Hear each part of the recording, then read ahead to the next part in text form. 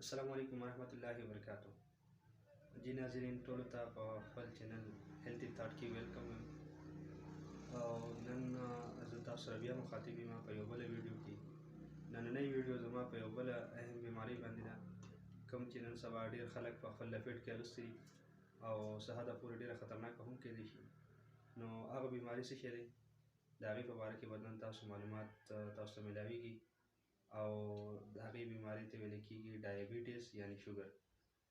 خو جې لیدونکو دا خبره هم یاد ساتئ چې نن نه پس دا ما فیصله کړې ده چې زما کوم ویډیو زه اپلوډ کوم د کوم بیمارۍ په باندې چې کومه زه ویډیو جوړوم نو هغه به زه پارټ وایز اپلوډ کوم. د هغې وجه دا ده چې زه کله په یو بیمارۍ باندې ډسکشن شروع کوم د هغې په مطلب کازز یعنې څه وجې نه کېږي، د هغې پریکاشنز یعنې کوم احتیاطي تدابیر پکار د هغې یا د هغې ټریټمنټ یا د هغې علامات، لکه دا چې زه کله په یو ویډیو کې دا ټول هر څه یم نو زما ویډیو بیا ډېره اوږده کېږي. نو دې وجې نه ما ویل چېرې زه پارټ وایز تاسو سره لږ لږ شیر کوم نو هغې نه به تاسو ته ښه معلومات حاصلېږي. نو نن زه دا یم چې ډایبیټیس څه شی دی. بس نن زما ویډیو کې صرف دغه یو ایکسپلین کول دي چې شوګر څه ته وایي، یعنې شوګر څه شی دی.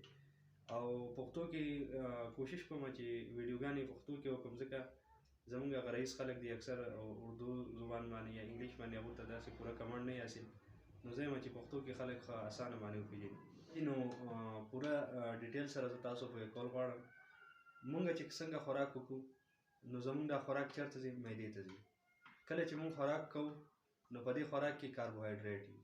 کله چې دا خوراک معدې ته ورسي نو هلته د دې بریک ډاون وشي، مطلب د دې توړ پوړ وشي، مطلب دا ریزه ریزه شي. کله چې دا ریزه ریزه شي نو هلته د دې نه ګلوکوز خارج شي. ګلوکوز څه شی دی؟ دا د شوګر یو قسم دی، مطلب د خوږې یو قسم دی. دغه ګلوکوز چې دی د دغه معدې نه دغه لاړ شي وینې ته. چې کله وینې ته د دې مقدار ځي، د دې ګلوکوز مقدار وینې ته لاړ شي یا موږ ورته شوګر وایو، د دې مقدار چې کله وینې ته ځي نو هلته دغه ته پته ولګي پنکریاس ته، کوم ته چې موږ لبلبه وایو، د پاڼې په شان یو څیز دی، تاسو په دې سکرین باندې ګورئ. نو هلته لبلبه ولګي او هغه یو هارمون خارجوي چې کوم ته موږ انسولین وایو. نو هغه هلته انسولین خارجوي. دغه انسولین څه چل کوي؟ دا چابي ده د څه دپاره؟ د دې ګلوکوز لپاره. څنګه چابي ده؟ ځکه چې دغه انسولین چې کوم دی نو دغه مختلف په باډي کې چې کومه سیل ځي د هغه کولاوي او دغه کومه ګلوکوز چې په دې وینې کې ځي نو دغه ګلوکوز راوړي او په دغه سیلز باندې وردننه کوي. او چونکې دا ګلوکوز چې دي نو دا په دې سیلونو کې بیا سټور کېږي. اوس چې کله دغه ګلوکوز په دې سیل کې سټور شي نو له دغه ځای نه دا چې کوم دی نو خپل توانایي انرژي چې کوم دی نو دا بیا دغه نه حاصلوي. اوس فرض که شوګر څنګه های کېږي؟ شوګر داسې های کېږي چې فرض که د معدې نه خوراک توړ پوړ کېږي، د معدې نه ګلوکوز راوځي وینې ته ځي او هلته بیا پنکریاس چې کوم دی نو هغه انسولین نه خارجوي چې هغه ګلوکوز هغه کنټرول کړي، یعنې هغه ګلوکوز هغه سیلز ته ورسوي چې هلته هغه سټور شي.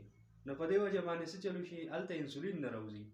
مختلف قسم هغه بیا زه یم چې په کوم وجه باندې انسولین نه راوځي یا کم قسمونه دي د شوګر، هغه بیا زه نیکسټ ویډیو کې بیا ایکسپلین کوم. دلته زه صرف دا ویل غواړم چې هلته انسولین خارجه دغه نه کېږي، ایکسکریشن نه کېږي، خارجېږي نه، انسولین نه جوړېږي. نو په دې وجه باندې د ګلوکوز لیول چې کوم دی هغه مسلسل خوراک کېږي، د خوراک توړ پوړ کېږي، کاربوهایډریټ توړ پوړ کېږي، ګلوکوز راوځي، د خوراک نه ګلوکوز وځي او وینې ته ځي. نو وینه کې د هغې ګلوکوز چې کوم دی برقرار پاتې شي، هغه بل چېرته نه ځي ځکه چې هلته انسولین نشته چې هغه هغه ځای نه یوسي. نو په دې وجه باندې زموږ بلډ شوګر چې کوم دی یعنې د شوګر لیول چې کوم دی نو هغه بیا های کېږي. نو دغې ته ویلی شي شوګر او په دې طریقه باندې چې نو شوګر څه کېږي؟ هغه سیوا کېږي. نو امید ساتم چې انشاءالله دا ویډیو چې دا ستاسو لپاره یو فایدهمنه ویډیو. انشاءالله نیکسټ ویډیوز کې زه بیا د شوګر د مریض چې څه علامات دي یا د دې کم قسمونه دي یا د دې علاج یا خوراک کې فریض نو دې ټول باره کې انشاءالله پارټ وایز زه تاسو ته ویډیو درکوم. تر بلې ویډیو پورې اجازت راکړئ. د الله په امان.